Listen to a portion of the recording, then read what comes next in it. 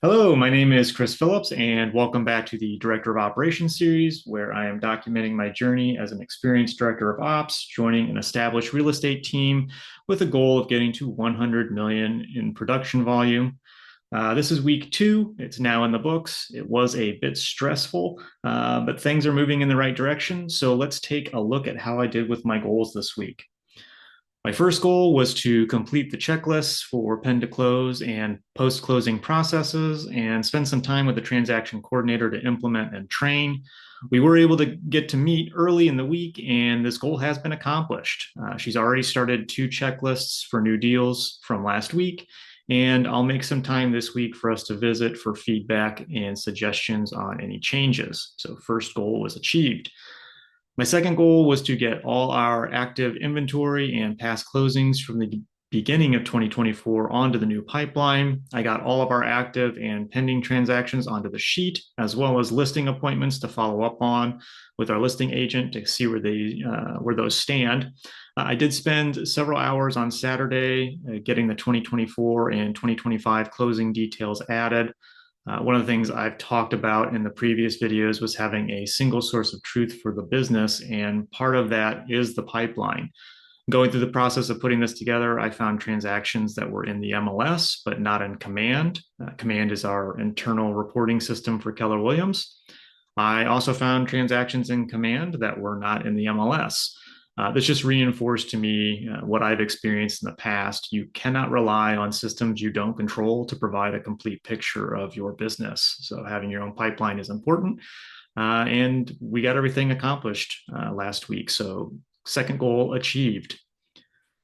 Third goal was to determine what and how to track agent activity. And I have spent a bit of time on this the past week, as well as just the past in general.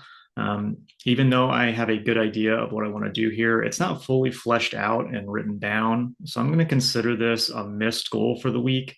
I do have plans to start implementing the daily tracking this week, so it will be done, might even get done later today. But for the week, this goal was missed. The fourth and final goal was to get this video recorded and uploaded by Sunday. So again, if you're watching this and the posting date of the video is September 21st, then this goal was achieved. This is going to be the last time I have this goal, as I am on my third video for this series now, and there is no reason this should not get done each week moving forward at this point. It's no longer a goal, it's now a standard. So with that all said, for the week, I was 3 for 4 on goals. I'm happy with the results, but also want you to know that this has taken a lot of work. I am putting in several hours each day. I'm working 7 days a week right now in order to make the progress that I'm currently making. I also have decades of experience. I've been doing this for over 20 years, and everything I have done before is something that, or I guess everything that I've done here are things that I have done before. And I thought a lot about these things as well over time. So I say this to you so you don't get discouraged. If you're watching this and you're trying to keep up with these things, um, putting a pipeline together, putting a task manager together. I have done this several times. It's not my first time doing this, but if you're doing this for the first time, these types of projects take weeks, if not months, to get in place, especially if you've never done it before. So just letting you know to remain encouraged and don't get discouraged if you're not keeping up the same pace. And if you think I'm going really slow, then please reach out, because I'd love to get some coaching from people that can help accelerate my pace a little bit. Let's move on to challenges for the week. So I don't want to spend too much time on this, but really the challenge that I had this week was just managing my stress levels. Kind of going back to working 7 days a week and putting in a lot of hours. I can handle a lot of the administrative workload. That doesn't bother me too much, but meeting with people, especially going to different environments, that definitely raises my stress levels.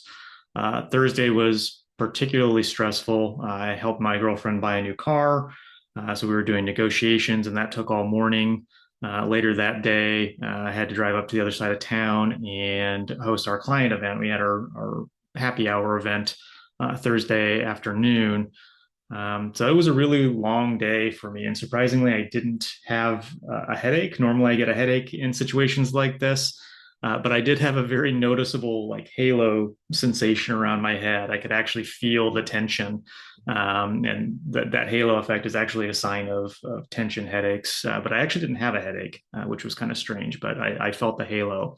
And as a result of that, just Friday, I was not very productive. I got in the morning, I got some work done, but I was pretty much worthless Friday afternoon and Friday evening. So that was my challenge, just something I had to deal with. So the other thing I want to talk about, is team culture. So last week I touched on culture, and I want to dive into that more. I did have my last one-on-one on Monday with the agent I had yet to meet from the previous week, and I now have a schedule with each person on the team. Everyone is on board with the growth goal of 100 million, and now it just comes down to defining structure and accountability to get there. As I said in the previous video, culture determines how we act in times of uncertainty and complexity. So, how do we implement culture? One way in which we do that is through the use of language and defining the language we are using. Keller Williams does a great job of this with their Kellerisms. First, they define their values through a series of phrases, and then they regularly reinforce those values by incorporating them into daily activities. In order to have a culture for your organization, you not only need to define your values, you need to repeat them, demonstrate them, point them out when they are being used, and point them out when they're being ignored. And when I say defining values, what it means is explaining them openly and frequently with the group to get everyone on the same page. You cannot rely on a textbook definition or a dictionary definition of the words, because each person has a different interpretation or a different definition of what each word means. So, my definition of integrity may differ from your definition. But if we talk about it regularly and provide examples in our daily lives of where integrity shows up, we can begin to have a mutual understanding of what our values are. The ultimate goal is to have everyone on the team regularly talking about who we are, what we stand for. And for the lack of a better term, this allows each team member to police the organization. So if someone is out of alignment in a particular moment, this empowers any team member to point that out. And they can point it out without being adversarial. So when someone is doing a good job, anyone can and should point out cultural values that are present when that happens. One of the most So I'll share this. So one of the most incredible examples of using culture that I have personally witnessed, I was at a speaking event with a very talented team leader. Um, he took a question from an agent that was frustrated with the team not performing as he expected. And in turn, he didn't want to put in as much effort for them. The team leader uncovered that this agent was in a leadership role with the military. And by simply asking him if he would ever leave someone behind in battle, his entire perspective on the situation changed. He wanted to do everything he could for his people, and reminding him of his cultural values from the military allowed him to see the situation differently and change course. This was absolutely incredible to me because this exchange happened in just a couple of sentences. It's actually taken me longer to explain the situation than the situation unfolding. It was literally just a couple of sentences. And to witness someone doing a 180 on their opinion so quickly was just shocking. The team leader didn't actually need to convince or argue because the agent actually already had the answer in his cultural values. He just needed to be reminded of them. And that's why culture is important and why we want to make sure we implement it with our team. So right now, our team is in a situation where everyone is happy with the group of people that we have. Growth will inevitably change the team dynamic. You can't add people and expect things to be exactly the same. It just doesn't work that way. But having a strong culture can shape that growth into something productive and fulfilling, and without losing the current vibe of the team. So that's what I wanted to say about culture. This will be something that recurs. I'll keep coming back to this because it really is important, and I feel like it gets kind of glazed over a little bit. It's a little bit cliche, and I've seen some really awful mission, vision, and values. And so I want to make sure that ours are well defined and we know why we're talking about these things. So moving on to systems and solutions. So the pipeline is built and implemented. The task manager has been built and implemented. Now it's time to put agent dashboards together and determine how the agent activities are going to be tracked. The dashboard will allow each agent to have eyes on their pipeline. It'll allow them to see the scheduled tasks for their transactions that the listing coordinator and the transaction coordinator are doing. And it will also allow us to forecast their results in comparison to their goals, right? If we're tracking the past, we can forecast the future and we can compare that to their stated goals. So we can show whether they're on track or not and what they need to do to make up the gap if one is present. The type of accountability I want to implement is tied to helping each person reach their stated goals. So that forecasting to goal is a very important part of the dashboard. And I do this by adding as much transparency to action and results as I can.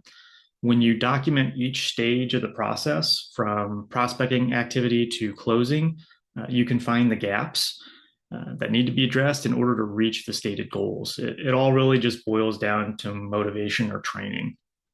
So a problem that I have run into in the past with trying to implement accountability and tracking is that we tend to fudge numbers because it makes us feel good, right? We'll say that we performed an action or we did something if we really didn't accomplish our goal or we really didn't get all those numbers in because it makes us feel good. However, it causes us to miss our goal in the end. When the whole picture is being tracked, when we try and fudge numbers, it no longer works. So, for example, if you report 50 contacts and 10 appointments each week, but no contracts are signed for the month, your conversion metric will be horrible. And we know that there's a problem. So either the reporting is inaccurate or training is needed. In other words, the work either isn't being done or it isn't being done effectively. Now, when we know this, we can ask questions regarding those activities, determine what it is, and take corrective action. Moving on to week 3 goals. So covered culture and some of the systems, things that are in place from the previous week. The goals for this week, number 1 is to get the listing process from first appointment to closing defined, written down, and delivered to the listing agent and team leader. We actually had a good meeting on this earlier in the week. Spent actually a little bit over an hour just asking questions and going through and trying to define who does what and kind of get on the same page with the listing agent, myself, and the team leader. Second goal is to implement daily accountability for agent activity so we can start to develop a baseline for what actions lead to which results. Again, going back to if we track the past, we can forecast the future. And I already have an idea of what everybody's goal is based on the one-on-one meetings that I've had. Third goal is to start defining our culture so the team can articulate what it is and identify when someone is in or out of culture. We actually have an agent interview this week for a new potential agent. And I do want to have culture pretty well defined before we start adding people because it's going to be important that they understand who we are when they first come on board and that we can start exhibiting those characteristics. And the fourth goal here is to, really, I guess now that the pipeline and task manager are implemented, I want to start working on the agent dashboards. So everyone has visibility on the team numbers as well as their own. And again, going back to the forecasting and meeting our goals. So those are the 4 goals for the week. Thank you for joining me at the end of week 2. It's time for me to actually get some more work done. I have a lot of things I wanted to get done before our team meeting on Monday, so I need to get cracking on that. But thanks for joining me. I look forward to seeing you all next week. Take care and have a great week, everyone.